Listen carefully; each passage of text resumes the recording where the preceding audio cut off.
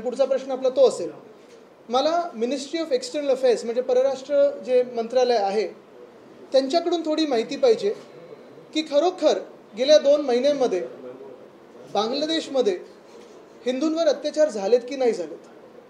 कारण मला आठवतं जेव्हा बांगलादेशमध्ये कू झाला, तिथून शेख हसीना इथे आल्या देशात आपल्या, तेव्हा त्याच बातमीसोबत अनेक न्यूज चॅनल्सनी असेल, अनेक सोशल मीडियाच्या माध्यमातून आपण पाहिलं असेल all eyes on Bangladeshi Hindus असं एक इंस्टाग्रामवर चाललं होतं.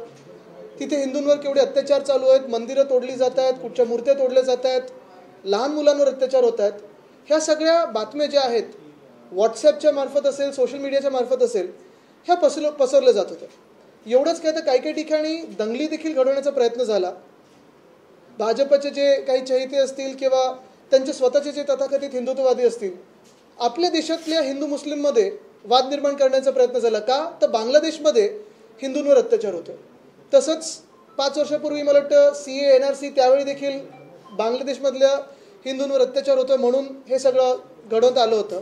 आणि हे सगळं झाल्यानंतर धक्कादायक गोष्ट ही आहे की केंद्र सरकार भाजपचं, BCCI भाजपचं, आणि जी भाजपची सोशल मीडिया इकोसिस्टम होती जी आम्हाला सांगत होती की बांगलादेशमधल्या हिंदूंवर अत्याचार होतोय, तेच BCCI भाजपचं किंवा भाजप प्रणित BCCI आता 19 तारखेपासून मला वाटतं 2 टेस्ट आणि 3 T20 ह्या बांगलादेशबरोबर खेळणार आहे.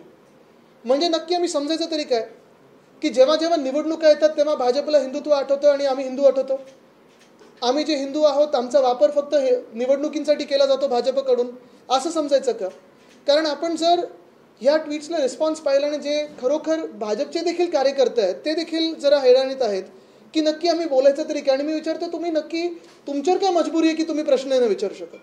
आणि म्हणून आपल्या माध्यमातून मी MEA म्हणजे मिनिस्ट्री ऑफ एक्सटर्नल अफेअर्सना खरोखर विचारणं माझं एक कर्तव्य समजतो की गेल्या 2 महिन्यांमध्ये बांगलादेशमध्ये हिंदूंवर अत्याचार झाले आहेत की नाही आहेत, हे MEAने मला उत्तर द्यावं.